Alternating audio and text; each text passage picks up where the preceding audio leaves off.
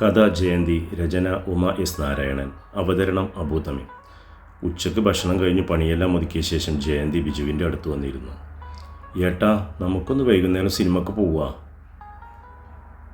സിനിമക്കോ? എന്തിന്? അതിപ്പോൾ മോഹൻലാലിൻ്റെ പുതിയ പടം വന്നിട്ടുണ്ട് എന്ന് അപ്പുറത്തെ അശ്വതി പറഞ്ഞു. അതിന് നിന്നെ കൊണ്ട് സിനിമക്ക് എഴുന്നള്ളിക്കാത്ത കുഴപ്പമേ ഉള്ളൂ. നിനക്കൊന്ന് പോയി തരാമോ? ശല്യം ചെയ്യാതെ എനിക്കൊന്ന് സുഖമായി ജീവിക്കാനാ. ഏട്ടൻ എന്തായി പറയുന്നത്? ഞാൻ എവിടെ പോവാനാ?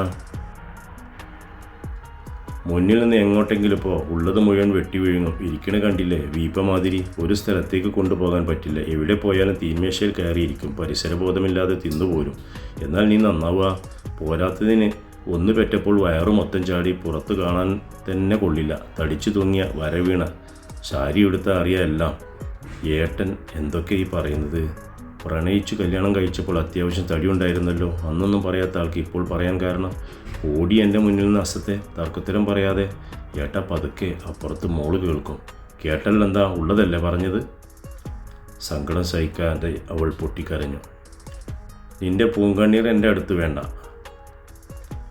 ഏട്ടന് കയ്യിൽ പണം വന്നപ്പോൾ ഫോണും ആയപ്പോൾ സ്നേഹബന്ധങ്ങൾ മറന്നു. എൻ്റെ വീട്ടിൽ പോലും എന്നെ പറഞ്ഞയക്കില്ല. ഒന്ന് പുറത്തു കൊണ്ടുപോയില്ല. ഒരു നല്ല ഡ്രസ്സ് വാങ്ങിത്തരില്ല.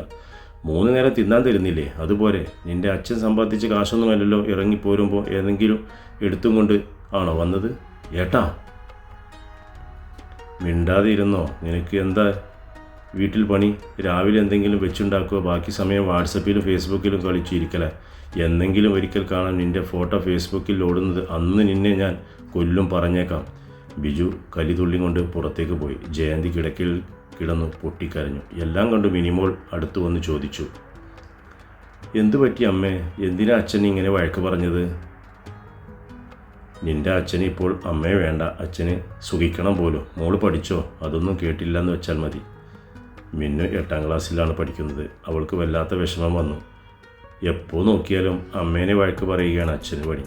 അവൾക്ക് അച്ഛനോട് ദേഷ്യം വന്നു. അമ്മ കരയണ്ട, അമ്മക്ക് മിന്നുമോളില്ലേ. മോള് പോയി പഠിച്ചോ, എക്സാം അല്ലേ വരുന്നത്. ജയന്തി ആലോചിച്ചു. ബിജുവേട്ടൻ ഇപ്പോൾ എൻ്റെ അടുത്ത് കിടക്കാറില്ല. ഒടുക്കത്തെ തടിയാണെന്ന് പറഞ്ഞ് ഫോണും എടുത്ത് പുറത്ത് TV മുന്നിൽ ഹാളിലിരിക്കും കിടക്കും. എന്തായിരിക്കും ഈ അകൽച്ചയ്ക്ക് കാരണം? ഇത് കണ്ടുപിടിച്ച് തന്നെ വേറെ കാര്യമുള്ളൂ. തൻ്റെ തടി കാരണം ഒന്നും കൊണ്ട് മാത്രം ഇങ്ങനെ ഭാര്യയോട് സ്നേഹം വേണ്ടെന്ന് വെക്കുമോ? ഇനിയിപ്പോൾ വേറെ ആരെങ്കിലും ബിജുവേട്ടൻ്റെ മനസ്സിൽ കയറി കൂടിയോ? ഇപ്പോൾ ഫേസ്ബുക്ക് ഉള്ള ഈ കാലം ആണല്ലോ. വല്ല പെണ്ണുമായി ചുറ്റിക്കളി ഉണ്ടാവുമോ? അതോ ബാങ്കിൽ കൂടെ ജോലി ചെയ്യുന്ന ആരെങ്കിലും വീഴ്ത്തിയോ? എന്നാലൊന്നും അത് കണ്ടുപിടിച്ചു കാര്യമുള്ളൂ. അവൾ ഫേസ്ബുക്ക് തുറന്ന് ബിജുവിൻ്റെ ID ചെക്ക് ചെയ്തു നോക്കി. അതിൽ മുഴുവൻ സുന്ദരി പെണ്ണുങ്ങൾ മാത്രമുള്ള ഫ്രണ്ട്സായി. ഇപ്പോൾ അതാവും കാരണം. അവളൊരു സുന്ദരി പെണ്ണിൻ്റെ ഫോട്ടോ ഇട്ട് ഫേക്ക് ID എടുത്തു അമ്പിളി എന്ന പേരും വെച്ച് ബിജുവിന് റിക്വസ്റ്റ് അയച്ചു. ഉടനെ തന്നെ റിക്വസ്റ്റ് എടുത്തതായി നോട്ടിഫിക്കേഷൻ കിട്ടി. കുറച്ച് കഴിഞ്ഞു ഇൻബോക്സിൽ ഹായ്. എടുക്കണോ വേണ്ടയോ? അവൾ ഒന്ന് ആലോചിച്ചു. ഹായ് തിരിച്ചു കൊടുത്തു. ഹായ്, ഞാൻ ബിജു. അമ്പിളി നല്ല പേരാണ് കേട്ടോ. താങ്ക്സ്. എവിടെ നാട്? തിരുവനന്തപുരം. എന്താ ചെയ്യുന്നത് അമ്പിളി? പ്രൈവറ്റ് സ്കൂൾ ടീച്ചറാണ്. ആഹാ, ഞാൻ ഇവിടെ ബാങ്കിലാണ്. മിസ്സാണോ മിസ്സിസാണോ? മിസ്. അത് നന്നായി. ബാച്ചിലറാണ്. എൻ്റെ ദേവി, ഈ മനുഷ്യന് അപ്പോൾ ഇതാണ് പണി. സുന്ദരി പെണ്ണുങ്ങളായി ചാറ്റിങ്. വെറുതെയല്ല, തന്നോട് അകലം എന്തെങ്കിലും ചെയ്തില്ലെങ്കിൽ താനും മോളും ഒരു വഴിക്കാകും. ഇത് ഇങ്ങനെ വിട്ടാൽ പറ്റില്ല. ഇല്ലാത്ത കാര്യം പറഞ്ഞ് കുറച്ചുനാൾ കാശ് അടിച്ചു മാറ്റണം. ഇങ്ങേരുടെ പൈസ എങ്ങനെയാണ് പോകുമെന്ന് നോക്കാലോ. അവൾ സമയം കണ്ടെത്തി അവനുമായി ചാറ്റ് തുടർന്നു. പരസ്പരം സംസാരിക്കാൻ ശ്രമിച്ചപ്പോൾ വോയിസ് ഇടാനും വീഡിയോ കോൾ വിളിക്കാൻ നിർബന്ധം പിടിക്കുവാൻ അവൾ മനഃപൂർവ്വം ഒഴിഞ്ഞു മാറി. ദിവസങ്ങൾ ഉള്ള ചാറ്റിങ്ങിൽ കൂടെ ബിജു അവളോട് വല്ലാതെ അടുത്തു. അവനും അവളെ കാണാൻ ധൃതിയായി. ഒരു ദിവസം ബിജു അവളെ വിളിച്ചു. അമ്പിളി, എനിക്കൊന്ന് നിന്നെ കാണണം. ഒരു രാത്രി നിന്നെ വേണം. എന്ത് വേണമെങ്കിലും തരാം. പൈസയെ കുറച്ച് പരിഭ്രമം വെക്കണ്ട, പറയുന്ന പൈസ തരാം. ഇത് തന്നെ അവസരം ജയന്തിക്ക് തോന്നി. ആദ്യമൊക്കെ അവൾ ഒഴിഞ്ഞു മാറി. അവൻ വിടാൻ ഭാവമില്ല. അവസാനം അടുത്ത ശനിയാഴ്ച രാത്രി പറയുന്ന ഹോട്ടലിൽ അവൾ ചെല്ലാമെന്നും അങ്ങനെ ആ ദിവസം വന്നെത്തി. അന്ന് ശനിയാഴ്ച ആയതിനാൽ പിറ്റേന്ന് ഞായർ ഒഴിവുമാണ്. അമ്പിളിയെ അങ്ങനെ പെട്ടെന്ന് പറഞ്ഞു വിടാതെ പറ്റിയാൽ കോവളം ബീച്ചിൽ അവളെയും കൊണ്ടൊന്ന് ചുറ്റിയടിക്കാൻ ബിജു മനസ്സിൽ പ്ലാൻ ചെയ്തു.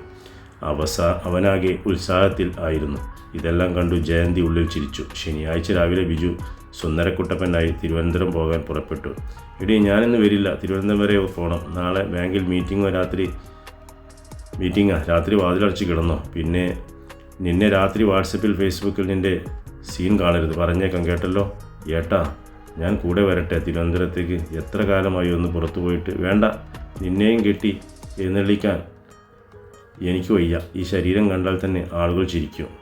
അവൾക്ക് അത് കേട്ടു വല്ലാത്ത സങ്കടം തോന്നി. എന്നിട്ട് അവൾ ഉള്ളിൽ പറഞ്ഞു, മോനെ ബിജുവേ, ഇന്ന് രാത്രി കാണാൻ ബാക്കി കളി. ബിജു പോയി കഴിഞ്ഞു. അതിന് പിന്നാലെ മോളെ അടുത്ത വീട്ടിലാക്കി അമ്പിളി ഇറങ്ങി. അവളുടെ മനസ്സിൽ താൻ വിചാരിച്ച പോലെ തന്നെ കാര്യങ്ങൾ മുന്നോട്ട് പോയതിൽ സന്തോഷമായി. നേരത്തെ തീരുമാനിച്ച പോലെ ഹോട്ടൽ റൂമിൽ വരാൻ പോകുന്ന നിമിഷങ്ങളെ ഓർത്ത് ഉൾപ്പുളകത്തോടെ സന്തോഷവാനായി മൂളിപ്പാട്ടും പാടി ബിജു അമ്പിളിയെ കാത്തിരുന്നു. അല്പം കഴിഞ്ഞു വാതിലിൽ മുട്ട് കേട്ടു. അവളെത്തിയിരിക്കുന്നു. അവൻ വേഗം പോയി വാതിൽ തുറന്നു. മുന്നിൽ നിൽക്കുന്ന ഒരു പെണ്ണ് നിൽക്കുന്നത് കണ്ടു അവനൊന്ന് ഞെട്ടി. ഈശ്വര, ജയന്തി നീ എന്താ ഇവിടെ? എന്താ ഏട്ടാ മേച്ചു നോക്കുന്നത്? ഞാൻ തന്നെ അമ്പിളി. അത് കേട്ട് ഒന്നുകൂടി അവൻ ഞെട്ടി. അപ്പോൾ അതെ, ഞാൻ തന്നെ ഏട്ടൻ്റെ ഒഴിവാക്കൽ കണ്ടു മനമടുത്ത് ചെയ്ത്. ഏട്ടൻ ഇതായിരുന്നു പണിയല്ലേ? ഇതിനാണോ എന്നെ തടിച്ച് വിളിച്ചു ഒഴിവാക്കുന്നത്? എൻ്റെ ഫോട്ടോ വാട്സപ്പിലും ഫേസ്ബുക്കിലും വരുന്നതിനേക്കാൾ ഏട്ടൻ ചെയ്ത് തെറ്റല്ലേ? അവനാകെ വിളറി വെളുത്തു, വിയർത്തു. എന്ത് ചെയ്യണമെന്നറിയാതെ തലകുനിച്ചിരുന്നു. ജയന്തി, എന്നോട് ക്ഷമിക്കണം. ഇനി ഒരിക്കലും നിന്നെ ഞാൻ മോശമായി പറയില്ല. അവൻ കാലിൽ അവളുടെ വീണും മാപ്പ് പറഞ്ഞു. ഏട്ടാ, എനിക്ക് ദേഷ്യമൊന്നുമില്ല കേട്ടോ. എൻ്റെ ബിജുവേട്ടനെ എനിക്ക് തിരിച്ചു കിട്ടിയല്ലോ, അവൾ കരഞ്ഞുകൊണ്ട് പറഞ്ഞു. പ്രതീക്ഷിക്കാതെ അവളിൽ നിന്നും സ്നേഹത്തോടെയുള്ള വാക്കുകൾ കേട്ടപ്പോൾ അവൻ്റെ നിയന്ത്രണം വിട്ടു.